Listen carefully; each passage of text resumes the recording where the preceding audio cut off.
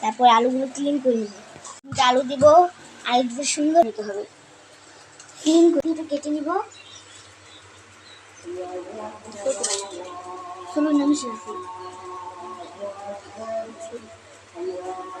আলুগুলো সুন্দরভাবে কেটে নিতে হবে, ফুলে নিতে হবে। করে যে কালো চামড়াটা থাকে সেটা তুলে নিতে হবে। ভিডিওটা বন্ধ করো।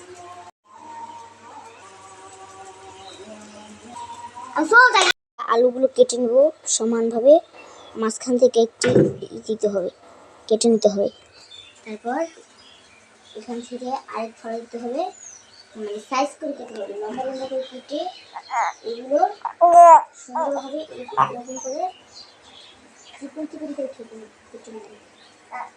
আপনারা মিডিয়াম ভাবে কাটবেন, লো মিডিয়াম এভাবে কেটে নেবেন। কাটলে আলুগুলোর সাইজ অনেক সুন্দর হয়। দেখুন কিভাবে কাটছি, শিখে রাখবেন, পরবর্তীতে কাজে লাগবে। দেখেছেন? এবার তারা আরেকখানে এই যে এটা করে এভাবে কেটে নেবেন। তারপরে এভাবে ভাবে করে কেটে নেবেন। লো মিডিয়াম রাখবেন, বেশি কাটবেন না, কমে কাটবেন না। এই যেরকম দেখুন, দেখে রাখুন, এই যে এরকম করে কাটবেন। এটা হচ্ছে মিডিয়াম ভাবে কাটবেন। যদি একটু ছোটো ছোটো হয়, দুটো একটা কাঁচা থাকতে পারে, আবার একটা বড়ও থাকতে পারে। কাঁচা থাকতে পারে, দু একটা হয়ে যেতে পারে, যেটা পুরো যেতে পারে। সেটার জন্য আপনারা এরকমভাবে সুন্দরভাবে কেটে নেবেন। এটা আমি ফেসবুক থেকে শিখেছি, আপনারাও শিখতে চাইলে আমার থেকে শিখবেন। যদি এভাবে না কাটতে পারেন, মেশিন দিয়ে চিকন করে কেটে তারপরে বানাবেন। আপনাদের জন্য দুটো অপশন। দেখেছেন কত সুন্দরভাবে কেটে নিলাম আমি।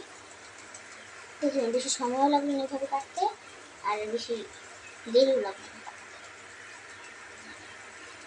দেখেছেন এভাবে করে এভাবে মাঝখান থেকে একটা ফালা দিয়ে তারপরে এখান থেকে ছোটো ছোটো করে কেটে নেবে। আমি আলুটা ছুঁড়েছি, অনেক সুন্দর পরিষ্কার হয়েছে। দেখেছেন? এবার তোলা দেখেছেন এই আলুগুলো কত সুন্দর করে কেটে নিয়েছি, দেখুন সুন্দর হয়েছে। এবার আমরা এইগুলো ক্লিন করে নেব। দেখুন আমরা কত সুন্দর করে কেটে নিয়েছি। এবার এগুলো ক্লিন করি। আমাদের টিকটকে আরও অনেক ভিডিও আছে, নতুন নতুন শিখতে পারেন এখান থেকে। এবার তারা সুন্দর ময়লা যাতে না থাকে, ময়লা থাকলে অনেক অসুস্থ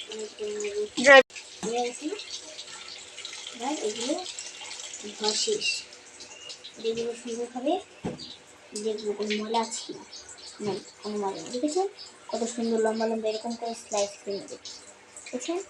এবার এগুলো সুন্দর করে পানি যাতে না থাকে। এবার একটুখানি একটা মজা দিয়ে দেবো, সামান্য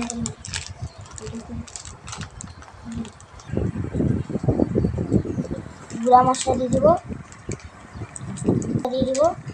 চাট মশলা এখানে বেশি দিতে হবে, কারণ চাট মরিচের গুঁড়া দিতে হবে,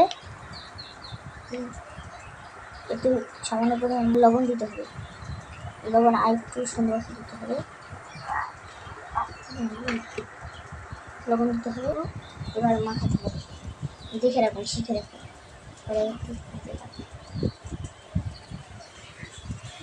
পানি লবণ পানি দিই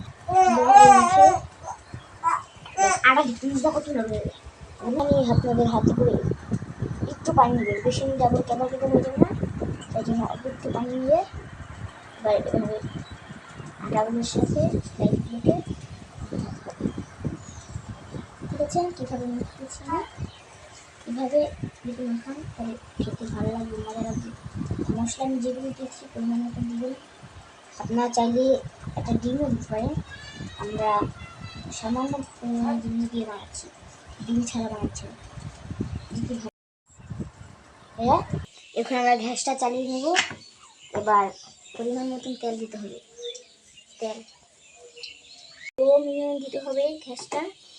তেল ফুটাতে হবে সুন্দরভাবে, আপনারা চার সাইড দিয়ে তেলটা ছড়িয়ে দেবেন। তারপরে তেলটা সুন্দর হয়ে ফুটাতে হবে। যেটা আপনারা সুন্দর করে তেলটা নাকটাকে দিয়ে দিবে। আচ্ছা ঠিক আছে।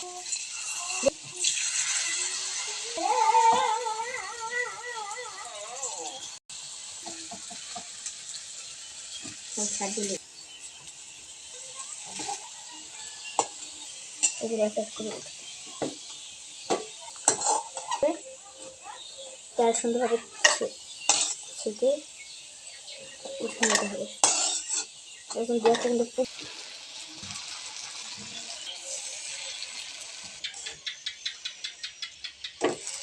ধোয়া নেই।